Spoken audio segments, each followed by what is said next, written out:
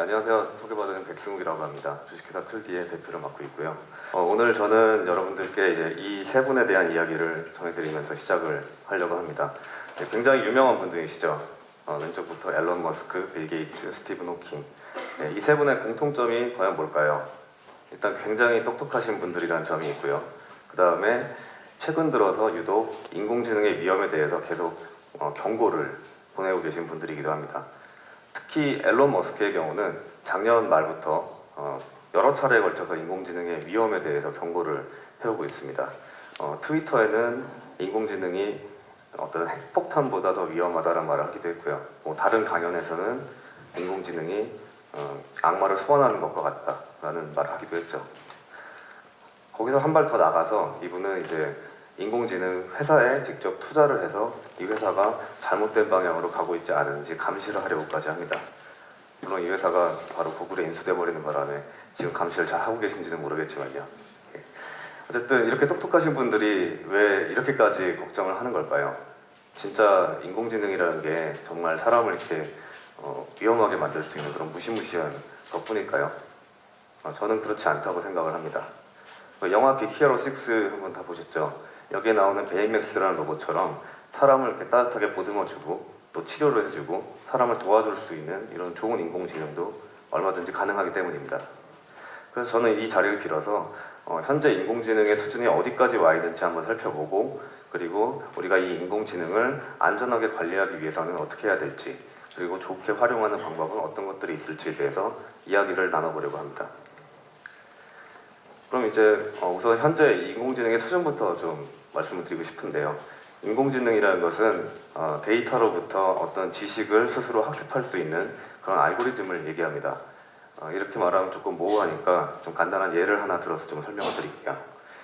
지금 여러분들 머릿속에 이제 갓 태어난 아이를 상상해 보세요. 그럼 아이는 지금 세상에 대한 지식이 아무것도 없습니다. 그런데 그 아이의 눈과 코, 그리고 귀, 입과 같은 감각기관에서 새로운 정보가 끊임없이 들어오기 시작합니다.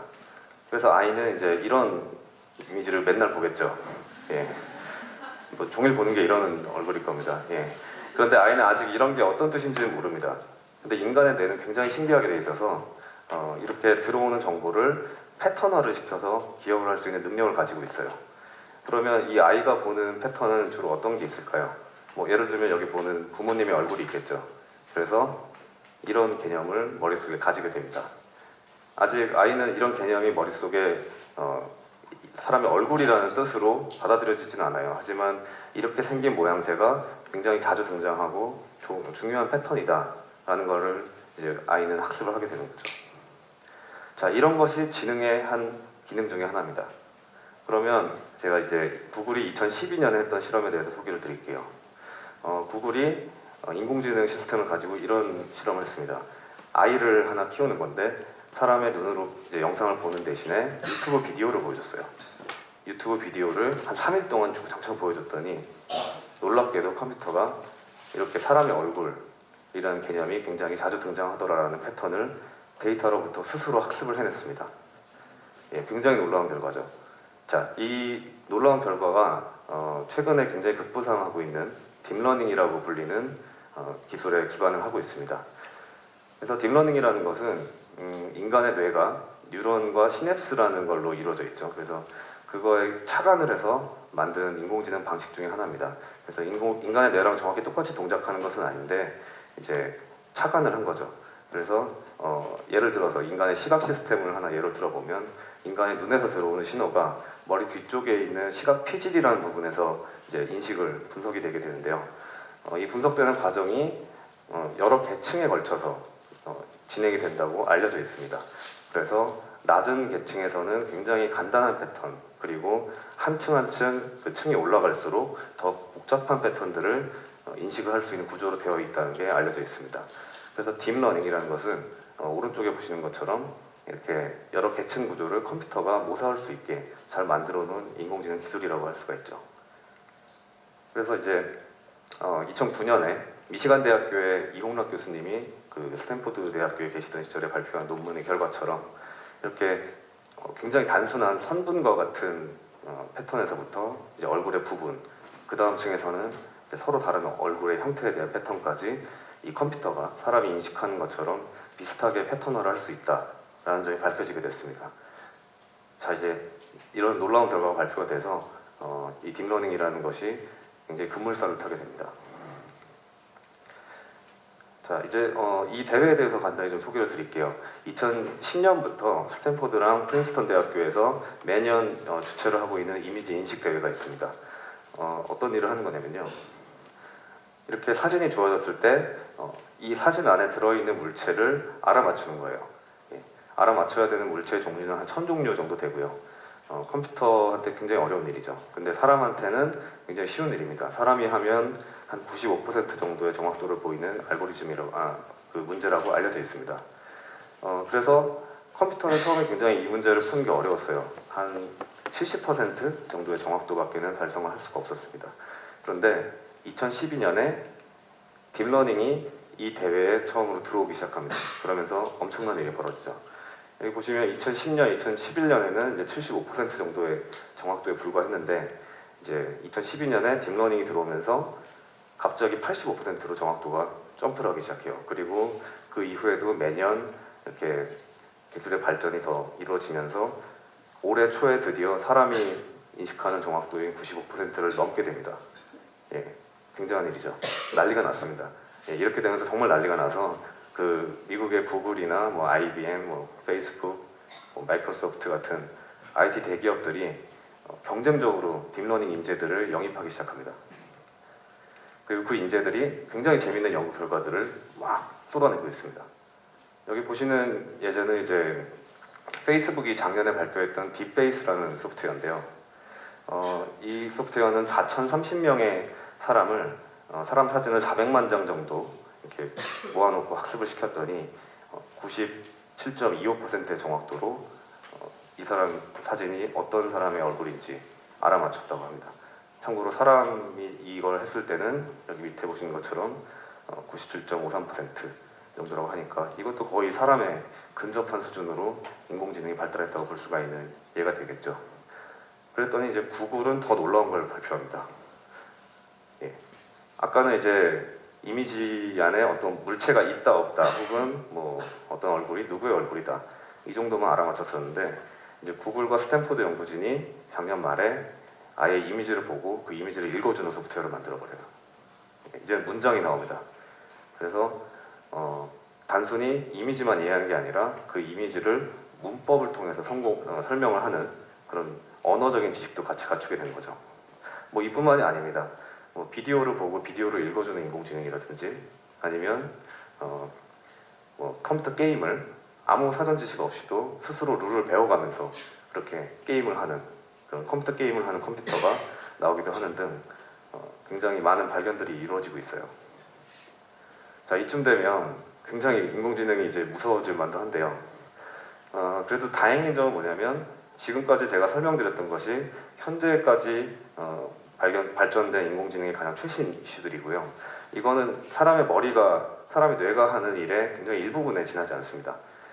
그리고 사실 인류는 아직 인간의 뇌가 어떻게 동작하는지 정확히 밝혀내지 못했어요. 아직도 갈 길이 많이 남아 있습니다.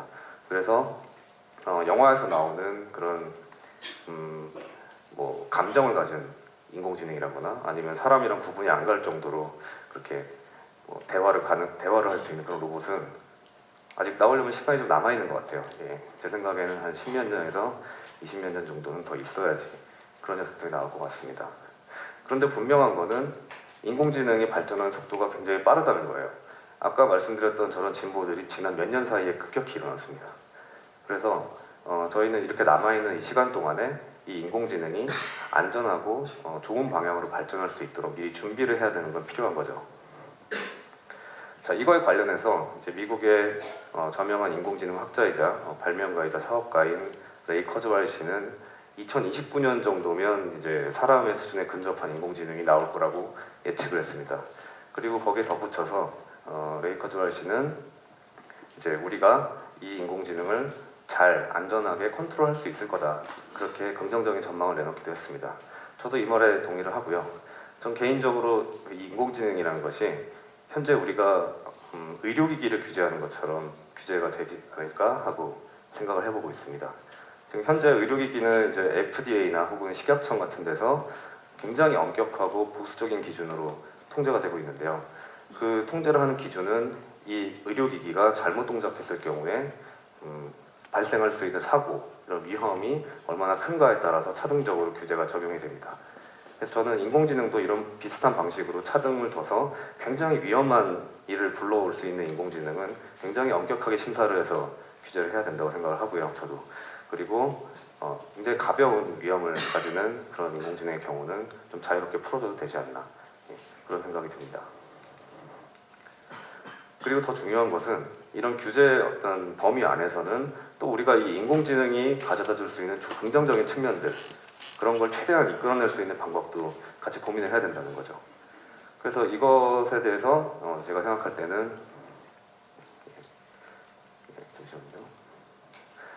컴퓨터가 어떻게 만들어지게 되었나를 제가 상상을 해보곤 합니다. 우리는 이제 인공지능을 어떻게 이용을 해야 될까요? 그 얘기에 답하기 위해서는 컴퓨터가 어떻게 해서 나오게 되었는지에 대해서 이해를 할 필요가 있습니다. 지금 여기 보시는 이게 만승이라는 숫자를 계산한다고 생각을 했을 때 여기 지금 하실 수 있는 분 계세요? 아니, 저도 뭐 안 되고 충분한 시간이 주어진다 해도 거의 뭐 할 수가 없죠. 근데 이제 컴퓨터를 우리가 만들어서 인간의 이론 계산을 금방 할 수 있게 됐죠. 자, 이게 어떤 걸 의미하냐면요, 우리가 도구를 만들어서 인간의 능력을 확장시킨 사례라는 겁니다. 저는 그리고 인공지능이 이와 똑같은 방식으로 인간의 능력을 확장시키는 데 활용이 되어야 된다고 생각을 합니다. IBM의 대표를 지냈던 토마스 왓슨 씨도 비슷한 얘기를 했어요. 우리가 만드는 머신은, 우리가 만드는 기계는 그걸 사용하는 우리의 힘을 확장시켜주는 도구 그 이상이 되어서는 안 된다, 그렇게 생각을 합니다. 도구로서의 인공지능이죠. IBM은 이 철학에 발맞춰서 자신들이 만든 인공지능 시스템이 의료 분야에 적용하기 시작했습니다. 예. 그래서 이 왓슨 시스템은 미국의 MD 앤더슨 병원에서 지금 인공지능을 통한 진료 프로젝트에 적용이 되고 있는데요. 의사 선생님은 이제 환자의 증상을 왓슨 시스템에 입력을 하게 됩니다. 그러면 왓슨은 그 환자의 증상 가지고 수백만 페이지의 의료 저널을 다 검색을 해서 이 환자에게 가장 적합한 치료법을 제안을 해주게 됩니다. 그러면 이 의사 선생님이 필요 없어지는 것이 아니고요. 이 의사 선생님은 그 의견을 참고를 해서 더 객관적이고 더 나은 진료를 할 수 있게 되는 겁니다. 그래서 컴퓨터가 인류를 대체하는 그런 시나리오가 아니라 인류와 공존할 수 있는 시나리오가 만들어지는 거죠. 그 밖에도 굉장히 좋은 예들이 많이 있습니다. 신약을 개발할 때 이제 더 안전하고 더 효과적인 신약을 인공지능이 만드는 데 도움을 줄 수가 있고요. 그리고 음성 인식 소프트웨어 같은 경우는 청각장애우들의 귀가 되어줄 수도 있을 겁니다. 실시간으로 언어를 번역해주는 소프트웨어는 이제 서로 다른 언어권에 사는 사람들이, 전 세계 모든 사람들이 자신의 언어로 직접 소통을 할 수 있게 도와줄 수 있을 것이고요. 그리고 지역 범죄를 예측하는 인공지능도 있습니다. 이런 것 같은 경우는 실제로 LA의 특정 지역의 범죄율을 20%까지 낮추는 데 기여를 했다고 합니다. 제가 운영하고 있는 클디라는 회사도 인공지능 회사입니다. 그리고 이미지 인식하는 데 있어서 세계적인 경쟁력을 가지고 있고요. 저희도 제가 말씀드렸던 것처럼 이런 기술을 인간이 더 나은 삶을 영위할 수 있게, 그리고 인간의 능력을 더 확장할 수 있는 방향으로 할 수 있도록 제품을 기획을 했습니다. 그래서 현재 저희가 지금 만들고 있는 제품은 암을 진단하는 데 도움을 주는 소프트웨어입니다. 지금 보시는 이미지는 유방암을 가진 사람의 이제 조직 검사 사진입니다. 저희 소프트웨어는 이 사진을 분석을 해서 의사 선생님이 집중적으로 봐야 되는 영역을 자동으로 추천을 해줍니다. 자, 이 소프트웨어가 없다면 의사 선생님들은 직접 저 세포 하나하나를 눈으로 들여다보면서 좀 길게 시간을 써서 검사를 해야 되는데, 저희는 그런 시간도 좀 단축을 시켜주고 객관적인 진단을 할 수 있도록 도와줄 수 있다고 생각을 하고 있습니다. 그래서 지금까지 살펴봤듯이 인공지능이라는 건 굉장히 재밌는 측면들을 가지고 있어요. 되게 좋은 측면도 있고 또 굉장히 위험한 측면도 같이 가지고 있습니다. 그래서 저는 이거를 칼이나 혹은 의약품에 좀 비유를 하곤 해요. 제대로 쓰였을 경우에는 맛있는 요리를 하거나 아니면 사람을 살리는 데 쓰일 수가 있지만 잘못 사용될 경우에는 범죄에 쓰이거나 혹은 사람을 죽이는 독이 될 수도 있죠. 예, 그렇기 때문에 저는 이 발표가 여러분들에게 우리가 이제 이런 특성을 가진 인공지능이 어떻고 그리고 앞으로 어떻게 우리가 발전시켜 나가야 될지 한번 생각해보는 계기가 되었으면 하는 바람입니다. 예, 이것으로 발표를 마치겠습니다.